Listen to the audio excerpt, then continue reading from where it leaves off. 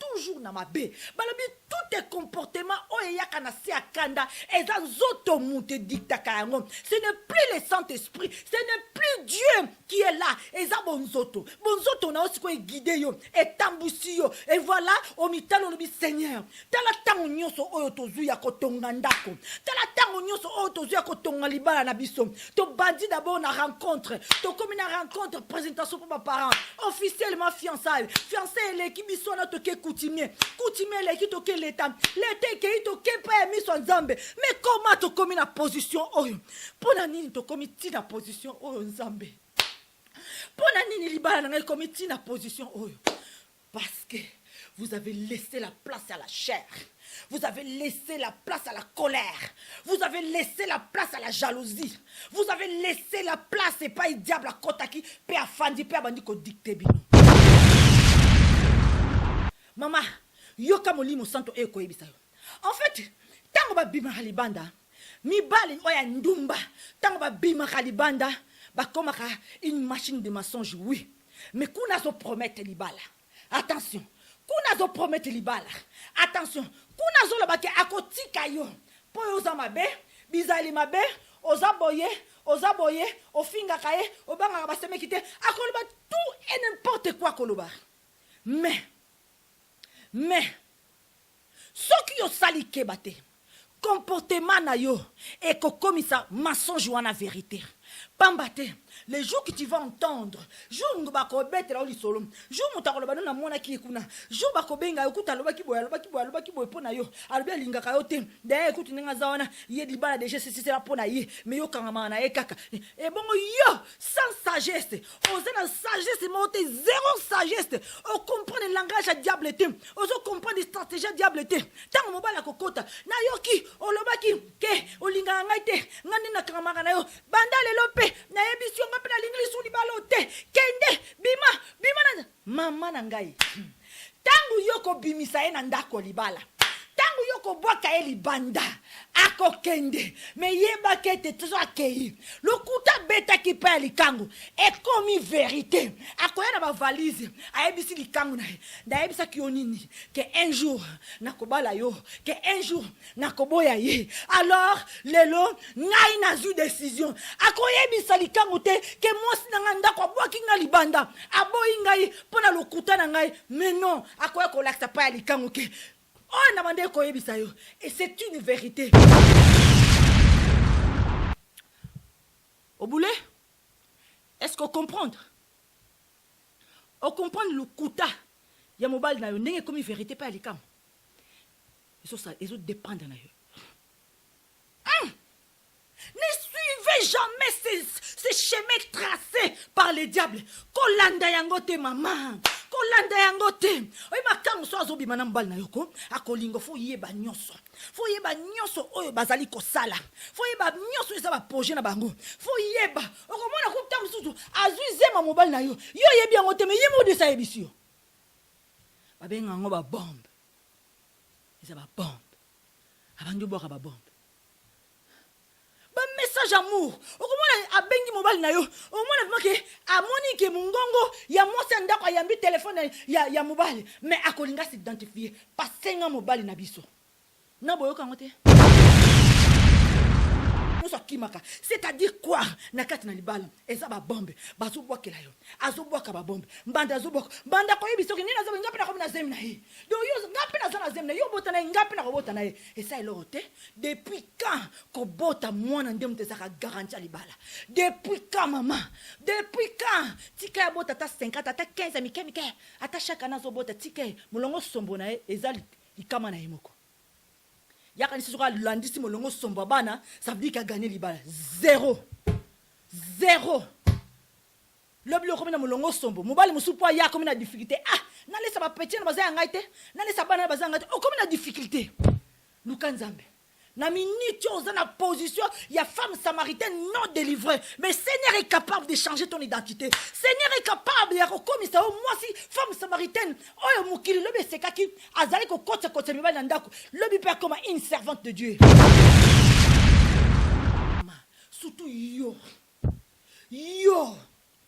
Yo, soi-disant, moi dans Zambé, soi-disant, je pars à l'église, je chante pour le Seigneur, na kota ba retraite, na kota ba prière, je fais partie de l'intercession, na za protocole. Mais, via kokoti saka mibale, oyo baza yo te na kati ndako na yo. Femme samaritaine non délivrée. Le lokoti msusu. Maman, oza, mi benga mi chrétien. Procédure à moi dans Nzambe zanini, maman. Oya yonzoto nano d'abord. Bon Nzambe nano sima, zoto nano d'abord. Nzoto na yamu te memo na le faire. C'est ok. Un acte sexuel dont l'adultère, c'est une sorte d'adoration au Satan. C'est une sorte d'adoration au Satan. Babi, li soumeza bilé à Satan. Oh, nous c'est ça, les soumeza monde naye. Oh, nous c'est ça, les soumeza sengo à Satan. Oh, nous c'est ça, ma bé. Et ça bilé à Satan. Et ça adoration. Babi, oh, y'a bazana kati ya ma bé. Oh, nous c'est bazana kati ya ma bé. Oh, bah, ça là, qu'on avec plaisir de la chair. Babi, c'est une adoration, mais bien aimé dans le Seigneur. Kozanga koyeba. Kozanga koyeba. Kozanga koyeba. Kozanga koyeba. C'est triste. Aujourd'hui, le Seigneur te parle. Boudengaï nazote ayo. Boudengaï. Mais je te parle. Je te parle. Ozomoun a bien alliance. Même à ta longo l'alliance. Mais il y a une alliance spirituelle. Oh, ozoyeba que c'est pas mon mari. Il est marié à quelqu'un. Oza conscient. Pas conscient tes maman. Oyebi réalité. Mais tu acceptes ça. Si tu fais aux adoration satanique. Je m'excuse. Il y a beaucoup des hommes de Dieu qui regardent cette émission. Je pourrais vous projeter. Il y a photos, il y a démons sexuels. Oh, yo zalakanae chaque nuit. Maman, kokasate que tant aux zalakalikolo, ou bien c'est à moubale, ou a déjà marié. Tant aux ana acte adultère. Ma question n'a nyon soit bimisakalikolo na yo maman. Yeba ete bo sangana na ba démon. Maman, c'est la force satanique. Satan comme même mon licolo. Sexuellement te donnera cet plaisir. Oh, comment oh, ebi musala, papa vanda, ebi musala. Maman, oh, ebi nana zaki licolo na yo. Oh, ebi force on est où tu appelles. C'est une adoration satanique. C'est le diable qui vient s'associer à cet acte. Parce que Zabilei na yo. C'est une adoration satanique. C'est ça la différence. Et le Seigneur dit, mais basi oyo, basi le like na nzambe, basi yo bandimeli nzambe, yeba ete tango ndimeli nzambe, tango sali nzambe priorité na yo, yeba ete ozo bunda yo mokote, balabi nous combattons pas pour la victoire, mais nous sommes des gens dans la victoire, yo kanisi yo ndo zabo oleki mwasi andako na bote, o mitali na gitala tobi a okende wapi na kangiye, bote boya atikanga, mama ozo bosa na ke mwasi wana za na nzambe, aza mwasi ya bartelo ba mama Angèle, aza mwasi ya masangato ko sakanela, aza mwasi ya ba muziki te, non, aza mwasi ya barte, mama Angèle aloba sakana mwasi ya bar, mais ko sakana na oya sambela kate.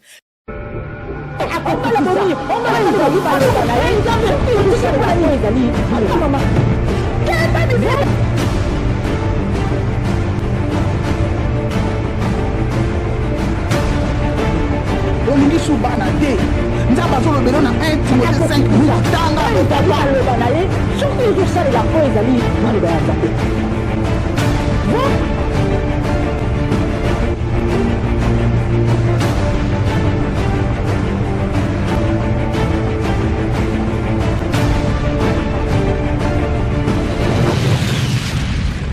Shalom peuple de Dieu, shalom boye malamu ya binonyo en tout cas na katina spéciale émission Otobengi affaire Yamabala, affaire mariage, en tout cas émission o na kati na chemin de l'éternel, la télévision chrétienne en Suisse. Na ebiete boza mingi oyo bolanda déjà ba émission affaire Yamabala. En tout cas aujourd'hui après plusieurs mois d'absence tozongi lisusu kati na émission oyo affaire à mabala en tout cas pambate Jésus Saint-Esprit Nzambe azana besoin ya kolobela mwasi moko mobali moko babalani couple moko na kati na émission oyo. Merci d'abord déjà na ba o news baza abonné na chemin de l'éternel en tout cas ba o news baza qui abonné na compte officiel la chemin de l'éternel o ezali momentanément en tout cas bloqué par violation de droits d'auteur. Boyebi ma Cameroun ezalaka tango tenzembo Nzambe na muto a déclaré déjà droit d'auteur donc voilà notre compte officiel a été suspendu temporairement à cause de la droit d'auteur dans la deuxième compte bien sûr et pas bon bozolanda biso bo s'abonner pambate elongo nadino toko kende bisika Nzambe alingi tokende. Voilà mes bien-aimés dans le Seigneur, merci na ba téléspectateurs ba oh de la chemin de l'éternel affaire à Baba. Merci surtout la servante de Dieu maman Angèle Loanga oh bo mesana komona e longo na ngai to sala ka bénédiction. En tout cas merci na ba oh nous ba évangéliste ba pasteur ba homme de Dieu différents hommes de Dieu oh ba toujours côté de la prière en tout cas de vos sanité et merci surtout na yo maman na yo papa oh mesana kolanda ba conseil oh molimo santa pesa kabiso na quatre émissions oh affaire ya mabala. En tout cas nazana sengominga après plusieurs mois d'absence vous me voici à ma poste en tout cas pour na komimela bino susu ba sango oh etali bongo bokonza likolo. Mais bien aimé dans le Seigneur, j'ai été tourmenté, j'ai été vraiment harcelé, je peux dire naba onion sobalinga kangai naba onion sobalandaka émission affaire à mabala en tout cas babenga ki bazala ki ebele oyo ba metuna ki maman Micho kenda wapi maman Micha qu'est-ce qui se passe dans le chemin de l'éternel? Il y a rien sauf que maman Micha a reçu une bourse d'études il y a 3 ans donc naza déjà na deuxième année je vais finir année prochaine 2020 na juillet yongo izo sala ete ke nazala moins de temps na chemin de l'éternel donc moniso mutazu bourse d'études et senga que faut réviser faut tanga ba examen zali tout le temps donc ba TPA à rendre ba travail écrit à rendre donc vraiment mes bien-aimés dans le Seigneur excusez-moi ça me prend beaucoup d'énergie en plus je suis à 100% en tant qu'étudiante voilà yango sali qui en tout cas nazala mingi te libosa caméra pambate nazana besoin de diplôme nazana besoin de qualification nazana besoin en tout cas et que ça la former plus tard pour tenir au moins kokita 50% tika na mosana nzambe pambate nzambe pas ça nga besoin na kati na nzela o ya chemin de l'éternel. Mais bien aimé dans le Seigneur, affaire ya mariage, affaire ya libala, affaire ya mabala. En tout cas na ebiete thème oyo ezo concerné moto nyonso oyo eza na kati na libala ezo concerné moto nyonso oyo azo ko envisager akota na kati na libala ezo concerné moto nyonso oyo azali peut-être nanu na ba idée ya kobala te mais un jour peut se retrouver dans un mariage ezo concerné ba oyo peut-être déjà si ba lati pété ya bo fiançailles ezo concerné peut-être ba oyo peut déjà si ba vendu ba mboule belé pambate libala eza toute une école balobi libala ezali eleki passe eleki bilanga na passe en tout cas ba définition eza ndenge na ndenge selon oyo zali ko vivre na ndako na libala. Mais Nabutu alelo mes bien-aimés dans le Seigneur, Seigneur a besoin de parler à une femme, Seigneur a besoin de parler à un homme, Seigneur a besoin de parler à un couple, Seigneur a besoin de parler à un couple fiançailles, Seigneur a besoin de parler à son peuple. Mais bien-aimés dans le Seigneur, en tout cas namoko na lelo, toye na likambo. Toye na thème, toye na parole de Dieu, toye vraiment na ba stratégie. Toye na mayela na biso te na maliele ya molimo santo kolakisa comment que une femme dans son foyer azali ko subir oignon sotolobi ba tourment oignon sezali ba passe libala oignon sezali adultère soit ya mwasi soit ya mobali oignon so ezali ba injure ba provocation ba mbanda oignon so ezali ma benyo so tokoki ko benga na kati na libala pambate eza facilité. Aujourd'hui, j'aimerais parler de la femme samaritaine. Je pense que c'est la première fois que na émission affaire à mabala na la femme samaritaine. Mais bien aimé dans le Seigneur, femme samaritaine, tu es bili solo, bisonu sur la femme samaritaine. Mais aujourd'hui, le Seigneur a peut-être une autre astuce, une autre révélation. Pona ko benda mayele et pas ya mwasi wazolanda biso na butwa lelo pona ko pesa pesa mayele na oyo lelo azui Bible na ye, azui kaye na ye, azolanda. Ozolanda ngai te, mais ozolanda molimo santo. Que le Seigneur bénisse nyoso oyo azali boso ya caméra, nyo bato oyo nyoso bazali boso ya écran, o bazali kolanda ke nzamba pambola bino. Je crois que yo mutu na nobalite okozwa un plus na émission lelo. Yo mutu de so bali okozwa un plus, yo mutu zako souffrir na ndako na libala okozwa un plus. Voilà, aujourd'hui c'est ton jour car le Seigneur veut te parler. Fongola matoi. Tcha moto na yo makanis na yo tout en toi disponible à koyoka oyo molimo santo kolobano na buto lelo. Que le Seigneur vous bénisse. Je ne vais pas prier en direct. Pambate, journée yalelo, même avant journée yalelo, on était tous en prière. Dans le moment oyo, tozalaki biso avant la leka, on était tous en prière. Je crois que là, je suis Sebimicha, mais voyez-moi comme un instrument de Dieu oyo ekolobelayo na butu yalelo. Mais bien aimé dans le Seigneur, lelo na femme samaritaine. Toko lobela, vraiment, femme samaritaine non délivrée. Et cette femme samaritaine après la délivrance. Et surtout, Dolingi, tout la point par point, la souffrance de la femme trompée et cet homme adultère et cette femme qui est la maîtresse. Tous en a trois bateaux autour de trois catégories de personnes autour de la femme qui est trompée, la maîtresse et le mari qui trompe sa femme.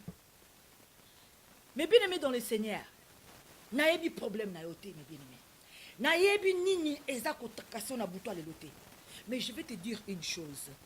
Aujourd'hui, je crois, je suis sûre et certaine que oyo son nzambe akolobela biso na mokona lelo, c'est ekoka kokolisa biso spirituellement.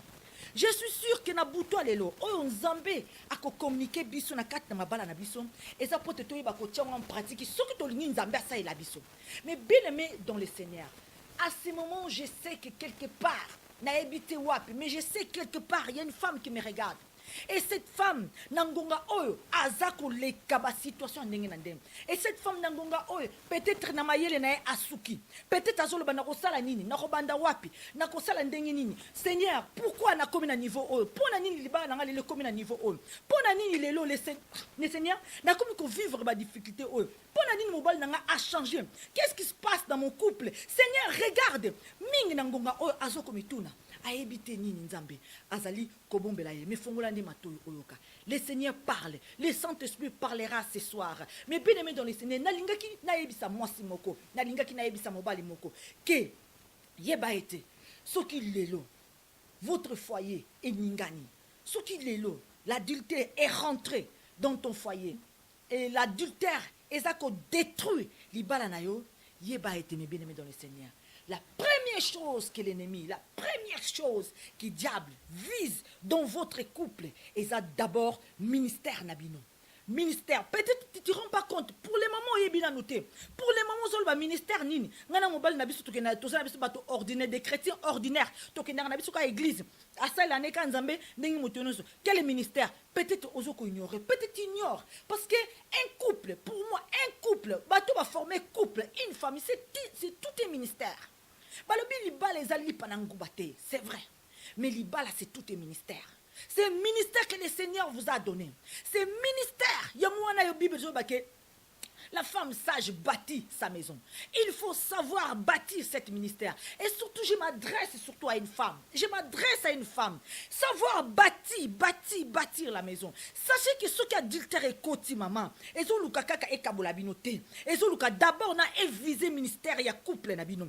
Et visé ministère et couple nabino. Tant on a visé ministère, ko kabolabino ça veut dire que c'est tout ministère mutezo ezokufa. C'est le ministère que le Seigneur vous a donné. Yamona ne mutazo visé et loko liboso za ministère ya après ministère vi na bino tango ko akozwa bino nanu na kati na mabe a kotisi bino na kati na mabe parfois tango balani boza bomoko boza vous formez un seul corps. Mais tant adultère est côté, il y a une troisième femme qui rentre dans le couple. Et l'Ikolobakaka tout simplement, que Mobala kokene adultère. Et puis ce qui moi si, aza fidèle à Maloba Nzambete, et comme ça que moi si on appelle akene adultère. Alors ma vie n'a bien mis balé, et continue à katina l'issoum. Tant et continue à katina l'issoum, vous vous retrouvez déjà dans le péché. Alors c'est là que le ministère est baby, et puis ma vie n'a bien et baby. Bon Zambé est allé sous-souter. Chacun n'a dans le monde adultère. Banana bino, bakomi matabiste maboka Satan. Sachez-le que le ministère est la première chose visée par ces démons d'adultère. Le ministère est la première chose visée. Peut-être aux ébattés. Mais je te jure que chaque moutou, chaque personne, chaque être humain, Dieu a un projet pour chaque personne. Nzambe soka zana projet pa ya mobali na yo azape na projet po na yo et tant bino mi balé bo sangani bozo former tout un ministère. Alors cet ministère c'est à vous de prendre soin. C'est à vous de prendre soin. Et j'aimerais dire encore une chose. Aujourd'hui, beaucoup de monde se pose des questions. Et bon, tant ma bé est côté, adultère est côté. En tout cas, on dit la femme sage bâtit sa maison. Comment je peux bâtir une maison et pas adultère et vendu et pas ma bé est côté? Mais bien aimé dans le Seigneur, une chose toujours bossana. La femme sage bâtit sa maison. Ça veut dire ce n'est pas au coup d'Andaku Moko et déjà bâti. Donc Ndaku Moko est déjà prêt. Il y a Kokoto vendu. Non, ça veut dire bâtir. Ça veut dire otonga. Donc yonde mutokotonga. Arrêtez de dire que comment je vais bâtir une maison na Makambaboye. Comment je vais être une femme sage. Il y a qu'on bâtir une maison. Pendant que mon mari, il est dans l'adultère, pendant que mon mari, il est dans cette péché, comment je peux bâtir? Basi basé belé na quatre couple nanga, li conjugal nanga, eza salité, c'est eza essuyé, parce que mon mari, il ne comprenne pas, il ne complit pas. Oh, nous tout ça qui promesse devant Zambé. Oui, je te comprends, mais c'est à toi de bâtir. Oyebi tango tozo tonga ndako balobi tango tozo tonga ndako bino ba oyo boko tonga ndako boko linga ete ke ndako na bino ezala solide. Une femme bâtit sa maison, il faut bâtir. Même si je donne un exemple. Au moins tango to tonga ndako d'abord nan to ponaka ben nini kokota na ndako wana po epesa ndako ezala solide. Balobi tango to sala la fondation au moment na fondation na so lekisi zelo au lieu de ciment au lekisi zelo au tima bangate. Ça veut dire que fondation wana et qu'on a la solidité. Et qu'on a la solidité ne peut pas tenir la maison. Ça veut dire que c'est à nous de choisir. C'est à nous de choisir. Bon, ça veut dire place à ciment, tout tient le mouquet, plus de ciment. Mais pour ils ont la sauce ma casse, et l'aine dans ma casse, ça veut dire tout tient ma banga ma casse. Pourtant on te reçoit pas la fondation, ça veut dire qu'on a besoin, et ils ont ma casse couillette. Mais c'est à ce moment-là, bah qualifier les communes en mouton. Il faut bâtir. Ils solidité. Bricoter. Faut pas savoir briquer ma casse. C'est comme un mariage. Tant on continue à faire des balles. Au monde, une bandi maman, zoa position ya ko bâtir. Donc ça veut dire que aux autonga, eza kaka pona yote, mais ça pona mobali, eza pona ban. Ça veut dire c'est à toi de bâtir, c'est à toi de choisir. Mobali a koti mabe. Non, mabe fait longwa. Nana zo bâtir na ma maison. Donc ça veut dire cette maison spirituelle que je parle, il faut le bâtir dans la prière. Il faut le bâtir et pas il démon koti adultère. C'est à toi de dire non. Démon non, nanderu na été. Tu mets en jeu la prière, tu bâtis. Obani kolongola. Yomo so monique. Caractère nanga izo sala ki mobali aki mandako. Non, Seigneur, soigne-moi. C'est le moment de chercher la délivrance. Il faut dans la caractère oh mobali ko sepela nanga. Oh mobali ko linganga. Alors c'est à toi maintenant de prendre la délivrance au sérieux, de chercher la délivrance. Yako luka kolongola. Nyoso o ezali mabe. O ezali ko troubler bino na kati na couple. Yako longola ba caractère mabe. Yako longola ko finga, yako longola makambe belebele. Yako pesa surtout nyoso ezali les fruits spirituels. Eh bien aimé, je te parle, c'est à toi de bâtir ta maison, c'est à toi de bâtir. Ça veut dire que tant qu'on bâtir, maman, ils ont passé. Bien beau la caraba maçon, tant qu'on va tonga, ils ont rendu, tant qu'on va bâtir, ils ont rendu. Ou comment on a c'est à moi, bazo toka, ou comment on a c'est dur, parce qu'on veut bâtir, parce qu'on l'ingue l'eau qu'on a à la bien, parce que l'ingue l'eau qu'on a à forme. Mais bien aimé dans le Seigneur, c'est à toi, la femme de Dieu, c'est à toi, l'homme de Dieu, de bâtir ta maison. Je parle les vice versa.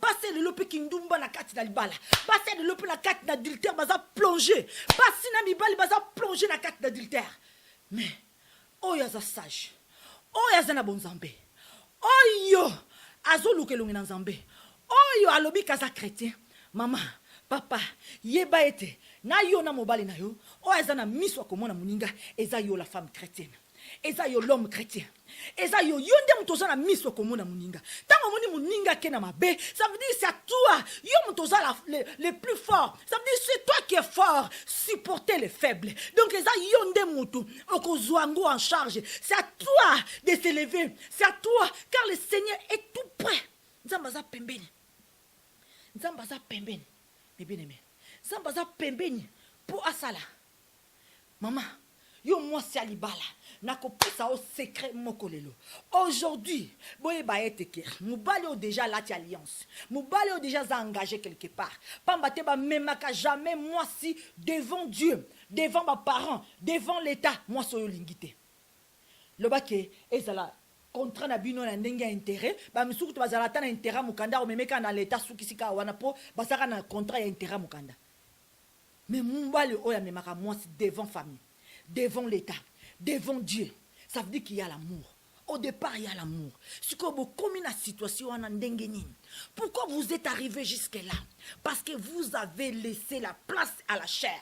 Parce que vous avez agi selon la chair. Balabi nzote memakabiso toujours na mabe. Balabi tous tes comportements oyaka na se akanda eza nzoto mute diktaka yango. Ce n'est plus le Saint-Esprit, ce n'est plus Dieu qui est là. Eza bonzoto. Bonzoto na osiko guider yo et tambusi yo. Et voilà au mitalo le Seigneur. Tala tango nyonso oyo tozu ya kotonga ndako. Tala tango nyonso oyo tozu ya kotonga libala na biso. To bandi d'abord na rencontre. To une rencontre, présentation pour mes parents, officiellement fiançailles, fiançailles, l'équipe, ils sont là, toqué coutumier, coutumier, l'équipe, toqué l'état, l'été, qui toqué pas mis son zambe. Mais comment tu commis la position, oh, pour la nini, tu commis la position, oh, zambe.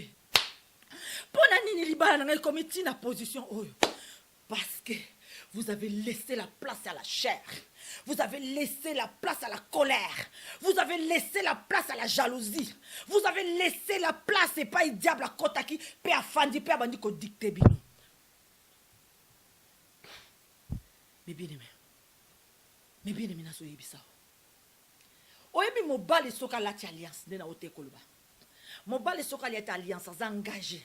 Ndio to yebisi bino ke tozo te ya basi ya mabala ba yaka to vanda to omona bino te na ngunga oyo. Parce qu'avant nous to obanda olanda matia ça veut dire le moins d'abord na likambo ya yakato vanda. Donc voilà mes bien-aimés dans le Seigneur. Mon bal est soka l'alliance. Et puis mon bal quel qu'il soit le problème à ça dans mon couple na ye. Soka keli banda. Mes bien-aimés na ebisi OK. Na ebisi yo. Kangelo ko na zo ebisa. Vérité jamais et c'est la libanda. Vérité, jamais ils libanda. Une fois que l'adultère est installé dans un couple, une fois que mouton andimi na côté dans le monde adultère, il devient une machine de mensonge. Ce qui karamobali à côté dans le monde adultère a comme une machine ya mensonge. Le kuta na monoko na ye comme une maille. Yebakete libanda kuna akosilisa mwasa ndako loposo. Libanda kuna akoloba nyonso ya mabe. Na oya vrai te akotalisa mwasi ya libanda likango ke nazo souffrir. Aide-moi. Nazala besoin nazo kimia. Mwasi azo pesa nga kimia te. Yonde sunga ngai. Donc abimi lokola ke j'ai besoin au secours. Libanda kendo ganga au secours. Na oya mabe. Na oya vrai te akena ngo libanda. Et puis na koyebisa o bien aimé dans le Seigneur. Moi, si à Libanda, à Koki Kondimela, peut-être 50%, peut-être 60%, à Zalarame, vous en avez et ça n'est pas solon. Azo tenter. Elle aussi tente. Azo tente peu côté naïe. Y a pas quoi de ça moutou. Ça veut dire que et puis tant mon balazo lingae, je te jure que on s'en fout de toi. Tant mon balazo lingae makango, a s'en fout takana moi c'est d'accord. Je suis même pas là. Nazaku tukunate. Ataku to tienga deuxième bureau na kondima nanga. Elle accepte tous les positions, et toutes les catégories, au 3, 4, akondima, toutes les positions. Akondima, à cause de la soumise dans le niveau, tu ne peux pas rendre compte, Mbali. Tu ne peux pas rendre compte l'homme. Au moment où non, Zui Jonker, Oyanda Kunde Kimpoaka, Yende na mona sotosa. À cause de la soumise dans Nyoso. Parce que Azolinga Kota Moutoum. Parce que Azolinga Kota, je te jure que. Pendant cette période, à quoi qu'on dit ma deuxième position, deuxième femme, mais yeba que Soukanango, il veut ta place. Soukanango, elle veut ta place. Attention, il y a trop de mensonges. L'homme il revient une machine de mensonges. Et il ment na mosa molibanda, il ment na oyakati. Akiko kosa pa makango, akos na oyakati paso kosa. Donc ça veut dire qu'il y a rien de vérité. Il y a rien de vérité. Kuna le belo mususu, le belo mususu. Donc ça veut dire que etalibino, oyakondimandimi. Donc l'homme devient une machine de mensonges. Et puis ce qui mis na etalimuta bongo. Ce qui mis na yo etali mutabongo. Ce que zu mutabongo lati yenano na nzoto. Nyoso zo sala yo, tu peux avoir une colère illimitée. Tu okoko ina mutu. Okoko ina mutu. Mais attention, na yeko yebisa. Lokuta nyoso mobali na yo, azo yebisa makango. D'ailleurs kuna lingiete, d'ailleurs ku divorce c'est déjà en route. D'ailleurs yo vanda calme. Karate na zo bala yo. Tika nzamba osala. Karate divorce nanga bazo prononcer. Ngana okote mikanda divorce, nazuzela nanu makambo nanu sila, projet mon azaki nango, na okote mikanda divorce, comme ça na obala yo. Tozila ka ba prononcer, nde nazabo ekutu. Zeme wana o yanga ite, soka kende no, eza yanga ite. Donc lukuta bele lukuta. Mais keba yo mwasi andako. Keba lukuta ya mobali na yo epa ya likango. Et koko ma vérité. Et ça dépend, il y a comportement na yo. Okotu nanga mama misha na ndenge nini? Na ndenge nini? Ngana komisa lukuta mobile nanga vérité na ndenge nini? Tu peux te poser des questions. Mais na koyebisa yo. Mama, yo kamolimo santo e koyebisa yo. En fait, tango ba bima halibanda, mi bali oya ndumba, tango ba bima halibanda, ba komaka une machine de mensonge oui. Mais kuna so promettre libala. Attention. Kuna zo promettre libala. Attention, kuna zo labake akotika yo. Po oza mabe, bizali mabe, oza boye, ofinga kaye, obanga baseme kite, akoloba tout et n'importe quoi koloba. Mais ce qui yo sali kebate, comportement na yo et kokomisa mensonge wana vérité.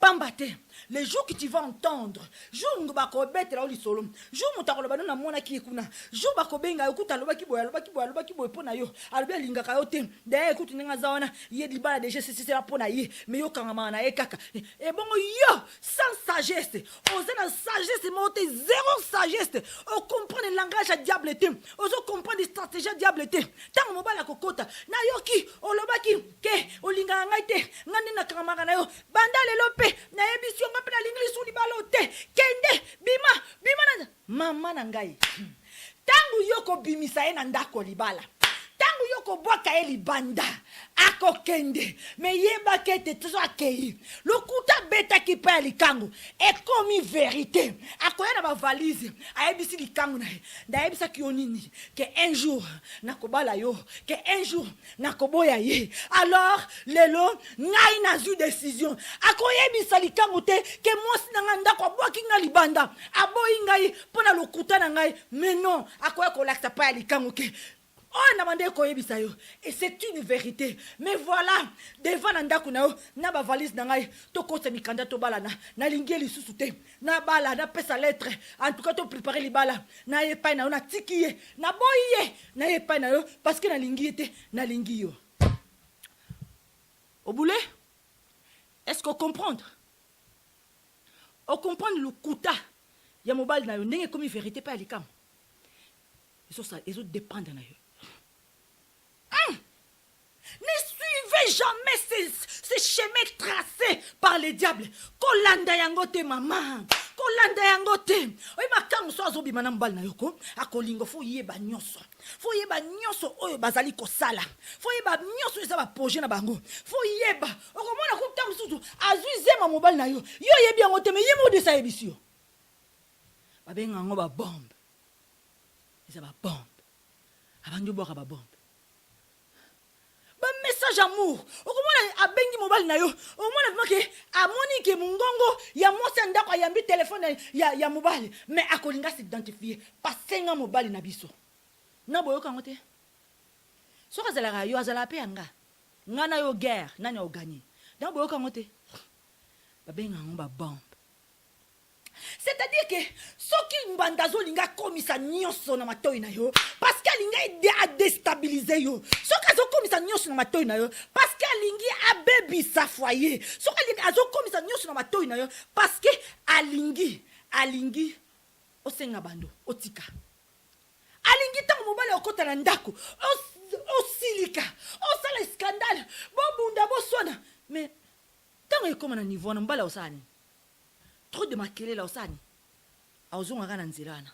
Akene pa mutu musuta ke kapa likangwana. Na pesa bino exemple. Oh biso na portugais balobaka, uma guerre avisada no mata ninguém. Na portugais balobaka, uma guerre avisada no mata ninguém. Ça veut dire ngolo banini me bien aimé. Engo babi guerre oba non sakango ke lobi to koya ko attaquer bino kuna na champ de fond. Ça veut dire que lobi to boya ko attaquer ba kokuta mutute. Pour dire si to yoka kike ba koya ko attaquer. Ya mwana portugais balobi guerre oba yebi sakabatu ke to zo la guerre. Et bon mara mutute pour mutu no sakimaka. C'est-à-dire quoi na kati na libala eza ba bombe bazo bwakela yo. Azo bwaka ba bombe. Mbanda zo bwaka. Mbanda ko yebi soki nina zo ngapi na ko na zem na hi. Do yo ngapi na za na zem na yo botana ngapi na ko botana e. Et ça est l'orote depuis quand kobota mwana ndem te saka garantie libala? Depuis quand maman? Depuis quand? Tika ya bota ta 50 ata 15 mike ata chaque nazo bota tika molongo sombo na ezali likama na yemoko. Yaka nisi soka landisi molongo sombo bana, ça veut dire qu'il a gagné libala. Zéro. Lobi lo komina molongo sombo. Mobali musupo ya komina difficulté. Ah, na lesa ba petit na bazanga ngaite, na lesa bana bazanga ngaite. O komina difficulté. Lukanzambe. Na minute aux na position, il y a femme samaritaine non délivrée. Mais Seigneur est capable de changer ton identité. Seigneur est capable de comme ça moi si femme samaritaine, oyo mukili lobe sekaki azali ko kote kote mibali ndako. Lobi père comme une servante de Dieu. Tout concourt bien celui qui aime Dieu. Olingi nzambe nzamba osalela yo. Prophétie nyozo lukayo mo salibal. C'est la prophétie par l'excellence. Le bananzambe est la prophétie mobimba mais bien aimé dans le Seigneur. Prophétie mobimba. Soko landi maloba na nzambe. Dengi nzamba zo singa to landa. Yo mona o nzamba osalela yo. Ko landa te. Soyez sage. Sois sage. Bâtis bien cette maison. Bâtis bien cette maison. Kobo sanateke. Et un ministère, c'est tout un ministère au Satan Azokoïsa. Mais bien aimé dans le Seigneur, j'aimerais lire un passage biblique. J'aimerais lire un passage biblique. Tu autant la Bible. Tu rapidement bien aimé dans le Seigneur. L'histoire de la femme samaritaine. On va parler encore une fois des femmes samaritaines. Tu évites ni nzambe à Kobi mais c'est très important. La femme samaritaine toza na verset Jean 4. Jean 4 et bani na 1 ti na 42. Histoire est na 1 42. En tout cas, comme je parle là, j'aimerais demander à la réalisation, si c'est possible, beaucoup qui ça vraiment va verset biblique, pour va comprendre, dans la Bible, qu'est-ce que le Seigneur dit. Voilà mes bien-aimés, tout que na histoire, il y a femme samaritaine. Mais histoire femme samaritaine, les gens connaissent. Bien, vous connaissez bien cette affaire. Balobiette femme samaritaine. Moi si oyo akenda kibe kozwa mai na libulu. Balobiette moi si ango azalaki moi si moko samaritaine. Akutani na Yesu. Boyebi lisolongo oyo. Ba confirmer lisolo oyo tozobeta. Ezana 4 na livre Jean 4. Jean 4 tobandi na premier verset. Balobi ti na 42. Mais biso toko sauter. Toko soto toko tanga nyonso te toko lobaka ka etere moi si samaritaine na kati na biblia ba yebi sibiso nini kazalaki moi si moko azokende kozwa li mai na libulu azozwa mai akotani na Yesu masi asenye mai ala biyo zo yanga mai ngana za samaritaine yo za jif biso na bino toyoka na kate na verset 16 Yesu azoyebisa moi si oyo la femme samaritaine va appelle ton mari et viens ici appelle ton mari kende benga mobali na yo boya awa bino mibale benga mobali na yo lisolo. Bon, comprendre binomoko lisolo. Mais la femme samaritaine a répondu. Vous avez entendu. A répondu. Je n'ai pas de mari. Je n'ai pas de mari. Je n'ai pas de mari. Maman, makango, attaque na mobali na yo. Na sena mutema na yemoko aebeke aza mobali na ngaite. Bayebaka. Nenga zawana mwasi à la femme samaritaine. Lisolo bolandi. Bolandi lisolo. Malgré na devant yeso lobiki na zena mobali te. Mais atiki moko na ndako. Atiki moko na ndako. Atiki moko na ndako. Albi j'ai pas de mari. Bayebaka mama. Ata memi mobali na yo. Alalisie na ndako na ye. Akange na otage. Mais ye moko. Ata kilikango. Aebi ete mobali wa zayangaite. Bayebaka. Bayebaka. Bayebaka. Seigneur a dit, on le bien, mobali na yo te. Parce que 5 oyo zalaki na bango liboso. Mon côté atika ikoza la mobali na yo. Même oyo zana esiko. Azape mobali na yo te. Maman, surtout yo, soi-disant, moi dans Zambé, soi-disant, je pars à l'église, je chante pour le Seigneur, na kota ba retraite, na kota ba prière, je fais partie de l'intercession, na za protocole. Mais, vie à kokoti saka mibale, oyo baza yote na kati ndako na yo. Femme samaritaine non délivrée. Le lokoti msusu. Maman, oza mi benga mi chrétien. Procédure moi na nzambe za nini mama. Oya yo nzoto nano d'abord. Bon nzambe nano sima, nzoto nano d'abord. Nzoto na yango te memo na lefelo. Landa ba désir nzoto yango te ko na lefelo. Donc perte de temps, c'est perte de temps. Donc tant que on va dans nos no makabono mususu. Vanda no na ndako sa maka mususu. Mais tant que tu connais ozomi yeba yo mokoke. C'est le mari de quelqu'un. Donc ozo lala na ye. Donc ozo sala makamno se stengele muta sala. Mais bien aimé dans le Seigneur. Mais bien aimé, ezama wa mingi. Parce que tu es là, tu ramasses tout ce qui est salité, tout ce qui est les esprits, tout ce qui est tout. Oh nyoso. Ba ebi ke obi na ebi sioke. Un acte sexuel dont l'adultère, c'est une sorte d'adoration au Satan. C'est une sorte d'adoration au Satan. Babi, li soumeza bile à Satan. Oh, nous c'est ça li soumeza monde na ye. Oh, nous c'est ça li soumeza sengo à Satan. Oh, nous c'est ça ma bé, eza bile à Satan. Eza adoration. Babi, oh bazana kati ya ma bé. Oh, nous c'est bazana kati ya ma bé. Oh, basala quand avec plaisir de la chair. Bazo c'est une adoration au diable. C'est ça que vous faites. Babi, c'est une adoration, mais bien aimé dans le Seigneur. Kozanga koyeba.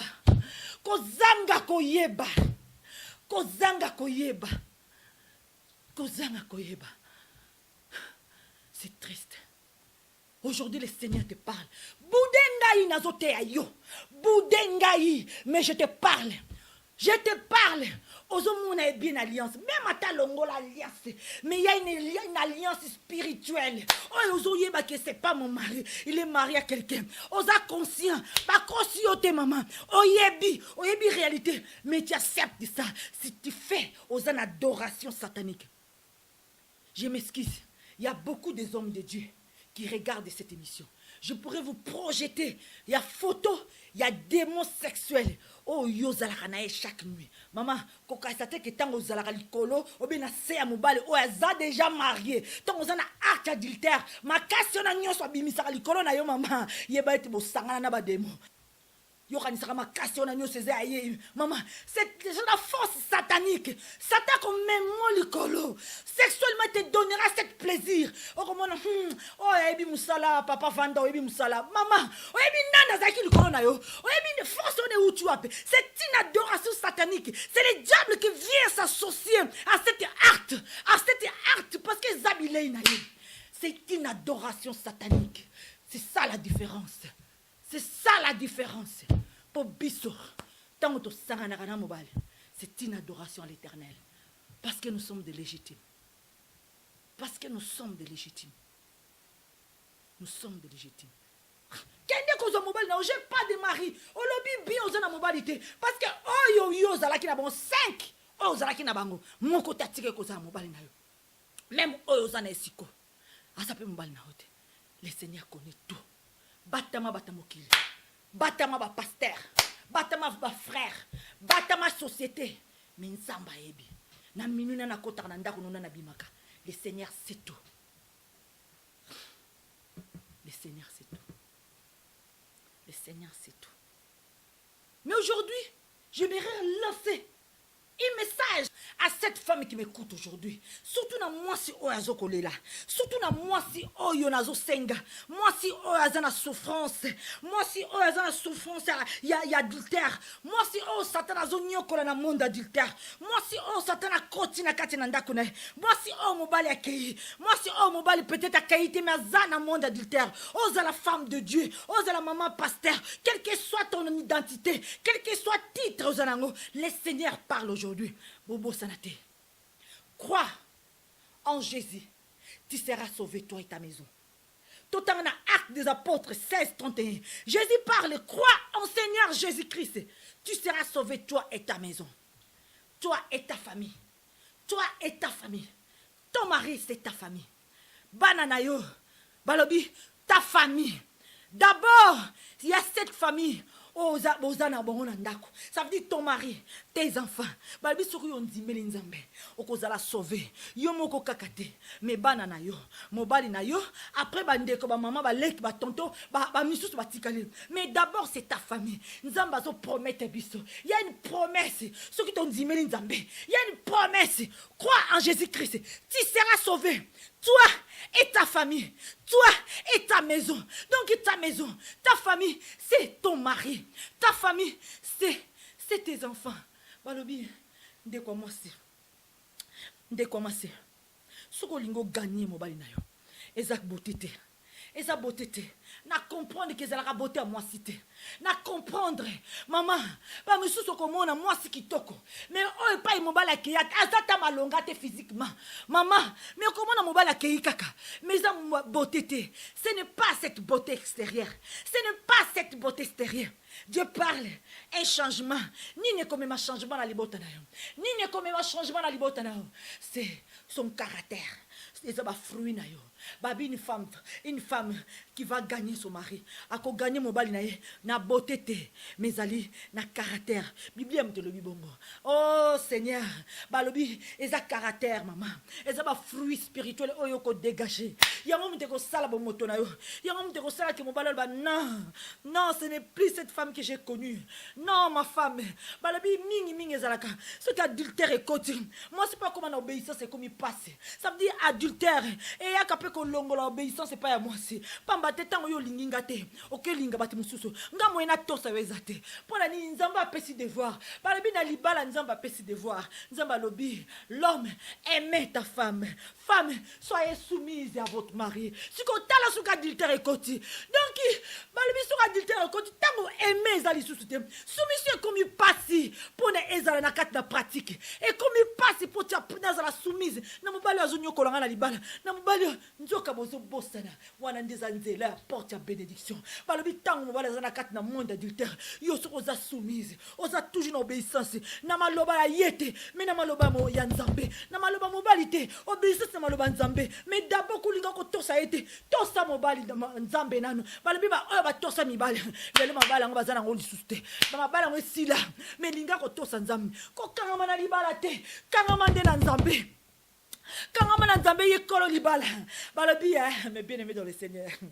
Oh Jésus. Oh Seigneur, le Seigneur dit, mes bien-aimés, mais Seigneur dit, le Seigneur croit en moi, tu seras sauvé toi et ta famille. Ton dit, mais la Nzambé. Oh, malgré, je crois qu'il y a quelqu'un qui dit, Maman Mimicha, nangonga, oh, pas seleki, na okoko supporter moté, na okokate, na zuka la décision. C'est ça, on a passé, na se a passé, aux autres décisions. Mais ba ete na boutoir lelo.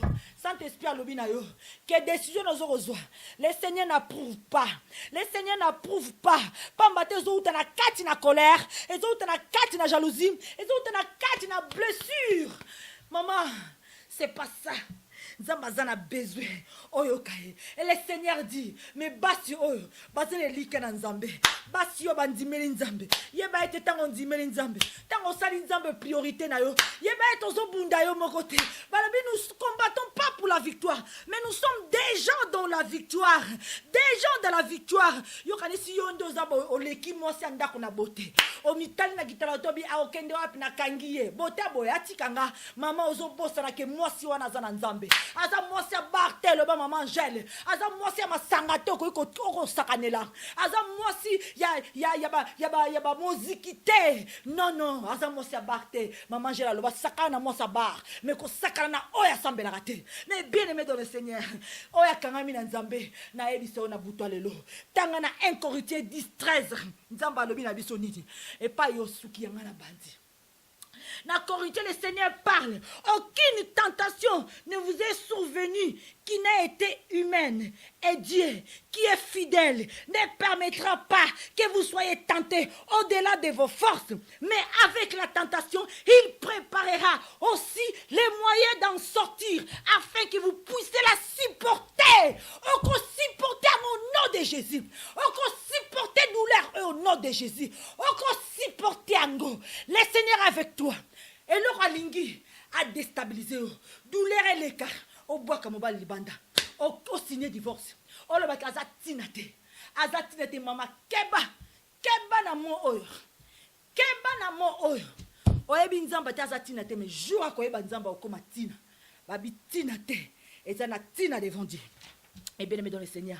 Nzamba rotika ote na pasi wana. Nzamba ko bali c'est plus fort que moi ils alakate. Nzamba ko tika ote na pasi wana yomoko. Le Seigneur akosunga yo po okoka koleka tentation o douleur o oko supporter ngo pe okolonga au nom de Jésus-Christ. Mais bien aimé dans le Seigneur, voilà, tant to bunda ka to bito bunda ka biso bokote. Tant to bunda ka biso mokote. Landanga zoka ba verset biblique oh. Ezala bilei na yo. Ya tongo midi pourquoi? Yo muto zali kolela. Yo muto zana blessure. Yo muto mobala kei.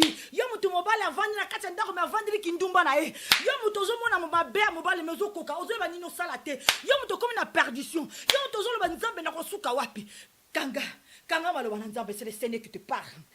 Ne craignez point et ne vous effrayez point devant cette multitude nombreuse, car ce n'est pas vous qui combattrez, ça sera moi, ça sera Dieu. Le Seigneur parle à des Corinthiens. Alors mi banga le côté, banga na multitude maman, ko banga beauté na été, ko banga kingambe na été, ko banga beauté charnelle te.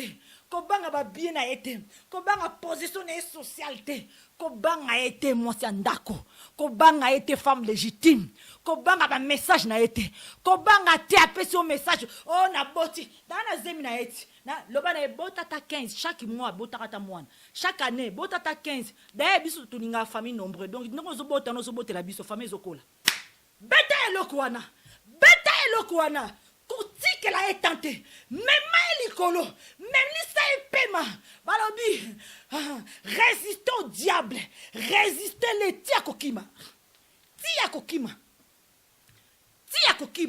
le Seigneur a dit kobangate, cette multitude nombreuse, kobanga bangote, ce n'est pas toi qui combat, c'est moi Dieu, maman, balobi te kozo bunda pozo elonga, balobi oza déjà na kati na elonga, so kozo bundela na ikombo na Yesu, oza déjà na elonga, so kozo bunda na kombo na Yesu, mais bien aimé, fongola matoi, message yo, eza pona yo mwasi andako. Oza ko souffrir na adultère mobile na yo mama otiki ndako na yo mama me fongoli portite tala kaka soki mwasi andako a décidé tika mobile nanga komaka akomi na perdition azwa oyo mabe mama na ngai mama yoka mawa nazo yebisa yo yoka mawa zana compassion avant la mobile na yo c'est d'abord ton frère. C'est d'abord ton frère. Nzamba zo bana biso. Toyeba ko gagner ba âme. Toyeba ko sungana. Toyeba ko veiller sur les autres. Ça veut dire il est ton frère. C'est à toi de veiller sur lui. C'est à toi de racher cette âme. Âme au diable a zoninga me manali felo. C'est à toi la femme légitime au bendengo. Eza yo muto rozongi saye. Eza yo par ta prière le Seigneur est capable d'agir. Babi moi mobali. Nzamba ko kondima mobali na sima moi si ba ko kondima yo na sima prière à mobali. Ne laisse pas ta place. Ne laisse pas ta place. Kotikate. Ne laisse pas. zonga na ndako no libala zonga mama eza jemu qui est sur tes confiance pas nzambe eza jemu qui est na minute ozotala c'est la chair qui parle yango no zo ba décision wana mais une fois que tu vas te positionner spirituellement oh là ah mais loko yo elongelo pamba mais loko elongelo pamba maman, je te comprends. Je comprends ton attitude, maman. Je comprends. Aujourd'hui, je vous prêche. Mais à un moment donné dans ma vie, Nazala qui peut charnel. Il y a un moment donné dans ma vie, Nazala qui peut charnel. Devant toutes nombreuses difficultés, devant l'adultère, devant ces démons. Mais j'ai compris une chose. Une fois que tu positionnes charnellement, sur le 5 aux maté, Bozaka Rawana, Bozo tourner carreau. Au contraire, mais une fois tu dis non, maintenant c'est spirituel. Positionne-toi spirituellement. Landa directive à Saint-Esprit. Ça, ces moments-là, tu vas voir, j'ai mouqué. Parce que c'est le Saint-Esprit qui te soutient. Ça veut dire que tant que tentation yaka et puis ça va biso tema lourdeur dans nzoto ozomona manzoto comme kilo o mana sala nina suka wapi mais maman une fois qui te donne tes oreilles à Saint-Esprit une fois olobina kolanda o molimo kolobana ngai na lo sala nini molimo oko comprendre sikoke passionné le pamba et ça le quoi tant passé yaka tant yo télémina prière Seigneur aie pitié de moi Seigneur t'as la tentation na kokite yako sunganga c'est là verset koti oh nzamba lobike na kotika bongo na kotika te que tentation elle est kabilo na makasi ngai pe na kozwa provision mususu na kotika na bino makasi e ko sunga bino boleka bo sauter tentation bo supporter tentation oh mes bien-aimés oh Jésus est merveilleux. Zamba malamu na malamu mama soko yebingate ngai kombo na Mimisha da Silva nazo betela bino lisolo oyo ngamoko na vivant mama nazo betela bino lisolo France oyo ngamoko na yebi yango bala bi ko te moi se akufeli ndenge nini soko yo yebi pasi ya ko kufela mwana te mama soko nazo te o likambo oyo na yebi pasi yango na yebi souffrance yango ça veut dire kunyo so nazwa ya couleur nyo so nazwa mais bien aimé mobala comme étiquette oh Jésus mais je te dis aujourd'hui j'ai compris qu'est-ce que c'est caché derrière. Na comprendre. Lelo na komi lelo Mimisha. Nazo pesa pe conseil na mutu azo souffrir. Mama ba mbanda mutu basala nga lelo na koma boy. C'est ba mbanda nde. Ba makangu mutu basala nga lelo Mimisha na koma boy. Oh Jésus, bon moni ndenge si c'est bon on a 9. Si c'est bon on a 9 oui. Ba mbanda mutu ba komi singa lelo na position oh. Ba mbanda mutu lelo ba lati singa oh nazana ngo lelo. Ba bi Pharaon alingaka boma bana nyoso. Po ba annoncer que mo konza ko ya ko libérer peuple de Israël. Mais abosanaki si c'est bon on 9. Mwana oyo azoboka manandako na ye. Oyo azozo ma yele na bango. Ye wana nde mutu ko libérer. Ye wana mama ah Jésus. Oh Seigneur keba. Tala bien pa Satan azoniata. Tala bien pa Satan azoniata la yo. Tala bien souffrance na evangeli wapi. Evangeli na libala. Evangeli wapi na finance. Evangeli wapi. Yeba ete.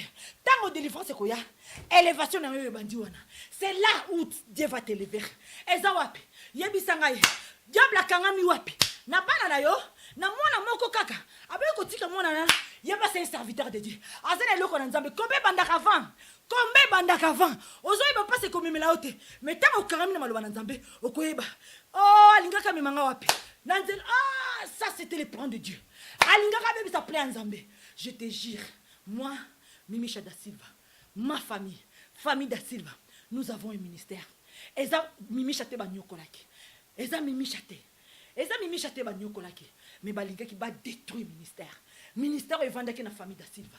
Et je dis aujourd'hui, je suis formé. Le Seigneur a vu ma souffrance. Nzamba moni souffrance nanga. Nzamba moni persévérance nanga. Moi c'est libala. Moi c'est ozoro lela lelo. Moi c'est ozo souffrir maman. Il va te dire combien de fois biso to souffra to lobito tiki. Na tiki. Nzambe na tiki. Souffrance c'est qui na tiki. Il y a un moment la chair prend. C'est normal. Oza mutu. Ma bende zali ko kwai na lisumo tikali. Soko tikali wana ndeza grave maman na simbi mutu. Soko tikali wana. O kwai na lisumo tikali ma bende yango wana. okoki kokoya. Le Seigneur connaît nos faiblesses. Okoki kozanga mobali respect. Okoki na comportement moko eza dina mwana nzambe te. Yango esali ki mobali akende. Mama, azano na bomo, yo poza na bomo. Yesu azawana na katikati na bino. Landa ba directive à Saint-Esprit. Oh Jésus, le pardon c'est une puissance qui libère. Maman, ba le bébé tu ne souté ba singa pardon ba na faute. Mais moi na nzambe eza oya singa pardon pour tchekimia. Tchekimia maman banda ko tchekimia na couple na yo. Banda ko tchekimia na couple na yo. Nzambe ko lobela yo na otinda ote. Ka Bible no simbi na maboko na yo. Nzambe ko lobela na Bible na fongola Bible. Nzambe ko lobela luka kimia. Bima zoba. Oh ngalobi mimisha na zalaki zoba. Aka zoba. Ba misu balobi te. Aza zoba te. Ya zana C catégorie ba zoba, ça veut dire kata. Maman, aujourd'hui d'en comprendre qu'est-ce que c'est caché derrière tout ça. J'ai compris. Ni ne batama ki na sima. Et aujourd'hui je te prêche, je te communique ça. Je te communique ça. Que le Seigneur te bénisse. Que le Seigneur te bénisse. Pona lelo nasukia. Nasukia, mais j'aimerais prier avec toi. Toi aussi ça.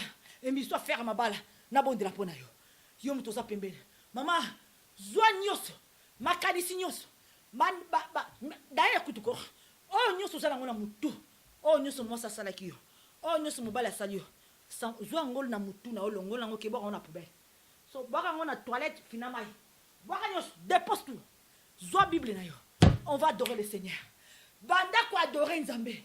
Omoni alati kitoka bina olala ndako te papa kende nzamba pambola o na obondela pona yo. Tema mbala moko. Rentre dans l'adoration. Adore le Seigneur. Prie le Seigneur. Tu vas comprendre. Tu vas comprendre. On va comprendre maman. Ah on va comprendre. Te on va comprendre au mona. Au mona on ngana mona. Okomi na mama moko bite na kotika. Tango obuka kama bolongo na se. Obandi ko sambela nzambe abi kotika te. Kotika te. Ndengo sali comportement on a sepelé na ngote senga bolimbisi mina ko senga bolimbisi nzambe yem tazo sala ngama be na ko senga bolimbisi nzambe l'humilité procède de la gloire senga bolimbisi oh Jésus na lina suka mais na ina betre bino lisolo ya mwana mwasi oyo ya mama oyo Angèle Luanga oh bozomona na photo awa je vous présente cette femme moi si oyo yeba ko senga pardon pas mobalité moi si oyo azalaka orgueilleuse moi si oyo mobala zaki na te un mois kolobate moi si oyo qui prenait toutes les décisions moi si oyo mobali un jour alors baki c'est fini j'en ai assez na ningi sutute mobala kena Kishasa aki obala mwasi mususu mais mwasi oyo et pas ya tikalaki ayeko kutana na Nzambe moko tayaka pa Nzambe zonga kabolo yengi wana akutani pa Nzambe tanga kutani na Nzambe mama boyebi témoignage maman Angèle abandi ko kosenga pardon te abandi ko senga pardon abandi ko s'humilier pa mobali bien non c'est pas Angèle que j'ai connu et ça Angèle on a ebakité mobali abandi mona changement abi mais ngai kuna déjà na sali na zeda moi simsu comment je vais faire mais à cause des changements de cette femme à cause des fruits montrés par cette femme mobali abi j'abandonne tout nazongi moi na ngai maman tango tozalaka na explosion ba jalousie tokoma même physiquement tokoma mabe mobala mona sous plaisir na kotala biso te mobala mona sous beauté na biso te amona ka mabe mais ali nde comportement na yo eza ba fruit na yo mterozo sa beauté na yo eza nyonso ko la kisa o ezali qualité spirituelle ya mterozo sa beauté na yo ah Jésus je sais nga je sais mobali kolinga ta linga oka libanda fa linga ona kati fa linga ona kati na comportement manière d'agir manière de penser manière de affronter un problème manière de résoudre des choses maman kolinga mobala lingo ka libanda te lelo ko za libanda kitoko mama bambula tant on na 50 60 bari de bimi nyosa libanda baby et comme nango koko mais o ezana kati fa linga yo na identité na intérieur fa linga na o ezana kati mais bien aimé dans le Seigneur to bondela nasuki awa bola ndaba émission affaire à mabala maman ta mususu yo te so concerné au te message lelo mais ta mususu concerné muninga na yo ta mususu concerné ami na yo ma tante na yo mutu mo songolo pakala banda ko partager kana ngonga ozo ya ndangai banda ko partager tindela muninga banda ko abonnez-vous parce que le Seigneur veut vous parler chaque vendredi toza a pona côté ayo maman chaque vendredi toza a soit ezali koyamba ba homme de Dieu o ba kolobla sujet libala mais bien aimé dans le Seigneur n'avez pas question eza ebele mais angaite mais Saint-Esprit vous parlera on va prier ensemble présence en nous Zambaza ilongo na biso Banda quoi adorer le Seigneur, sans foutre nyonso comme Elio, sans foutre toutes les tentations des diables, sans foutre nyonso. Adore l'Éternel tout simplement. Jésus est là parmi nous. Jésus est là parmi nous. Jésus est là parmi nous. Jésus est là parmi nous. Adore tout simplement le Seigneur. Balabi combat na yo ezali ya molimo. Combat na yo ezali ya mosunité. Ezali ya molimo. C'est par l'esprit nde kolonga. Banda ko kende kolonga spirituellement. Pendant mon ba résultat physique. C'est dans la spiritualité. C'est dans l'esprit que tu combattras.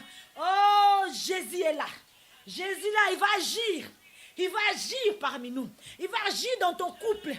Il va agir dans ton couple. Il va agir. Yo faut la disponible. Yo faut pesa mato ikaka pa Saint-Esprit. Yo faut yo kaka o nyonso molimo ko yebisa yo. Oh, Jésus opère des miracles. C'est la lumière dans les ténèbres. Quelle que soit la ténèbre de ton lit conjugal, quelle que soit les ténèbres dans ton foyer, mais Jésus est la lumière dans les ténèbres. Oh, il tient ses promesses. C'est la lumière dans les ténèbres. Ça veut dire pas obscurité zala kilo le nyonso. Et pas mabe kotaki. Et pas Satan a tié obscurité. Et pas Satan a vendu du temps dans libota na yo. Sachez que Jésus est la lumière dans les ténèbres. La lumière rentrera par toi. La lumière rentrera par toi. Zamba Zawana. Il va restaurer les cœurs brisés. Il restaurera ton couple.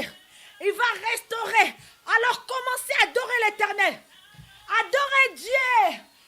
Tu es là. Il est là le Seigneur. Il est là. On va adorer le Seigneur. Il faut adorer. Spirituellement. Dieu va te visiter. Il fera un chemin. Il opère des miracles. Il tient ses promesses. C'est lumière dans les ténèbres. Il tient sa promesse. Yonde Luka uzana na kati na obéissance. Luka uzana na kati na obéissance. La prière d'un juste a beaucoup d'efficacité. Zala juste pour te prier na yo. Eba ko ningisa ba montagne. Eba ko kwisa ba chaîne. Sois juste devant l'Éternel. Alléluia. Tu es là. Tu es là présent parmi nous, Jésus.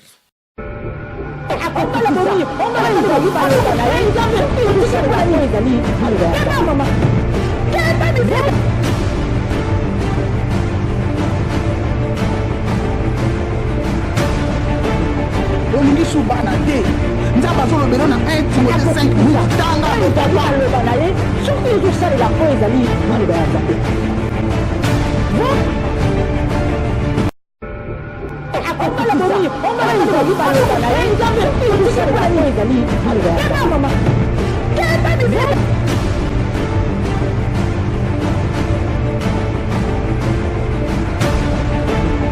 olingi subana te nzambe azolobela na 1 Timothée 5 tanga aloba na ye soki ozosalela mpo ezali maloba ya nzambe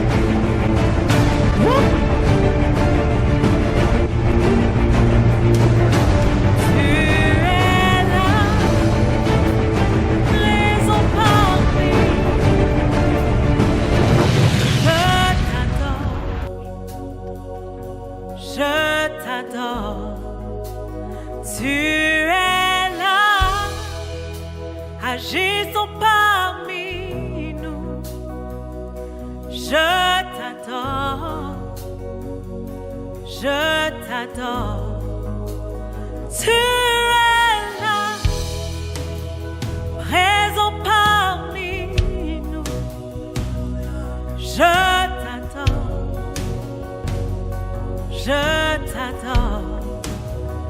tu es là. Agissons parmi nous, je t'adore.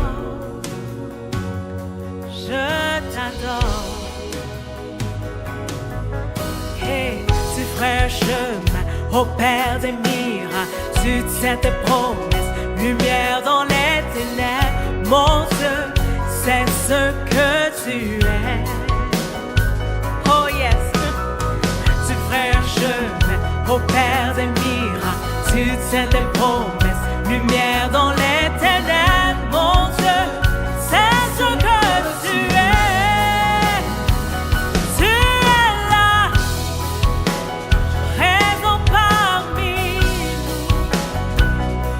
Je t'adore. Je t'adore.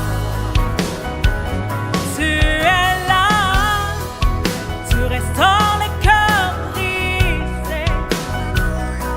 Je t'adore. Je t'adore. Tu es là. Transformant nos vies. Je t'adore. Je t'adore. Tu feras un chemin au Père des miracles. Tu tiens tes promesses, lumière dans les ténèbres. Mon Dieu, c'est ce que tu es. Oh oui, tu fais un chemin au Père des miracles. Tu tiens tes promesses, lumière dans les ténèbres. Mon Dieu, c'est ce que tu es. Tu es là, présent parmi nous. Je t'adore. Je t'adore.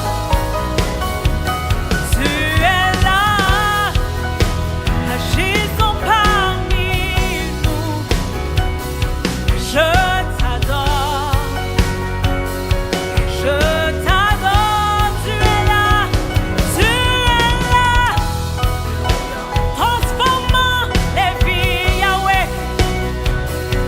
Je t'adore. Je t'adore. Tu es là. Restaure les cœurs brisés. Je t'adore. Je t'adore. Tu fais un chemin au Père des miracles. Tu tiens tes promesses, lumière dans les ténèbres. Mon Dieu, c'est ce que tu es. Alléluia. Tu fais un chemin au Père des miracles. Tu tiens tes promesses, lumière dans les ténèbres. Mon Dieu, c'est ce que tu es. Oh yeah, tu feras un chemin au Père des miracles. Tu tiens tes promesses, lumière dans les ténèbres. Mon Dieu, c'est ce que tu es. Alléluia. Oh yes, tu feras un chemin au Père des miracles. Tu tiens tes promesses, lumière dans les ténèbres. Mon Dieu, c'est ce que tu Mon Dieu, c'est ce que tu es. es. Alléluia. Dieu de l'impossible, C'est ce que tu es. Dieu des miracles. Mon Dieu, C'est ce que tu es. Oh yeah. Oh yeah. C'est ce que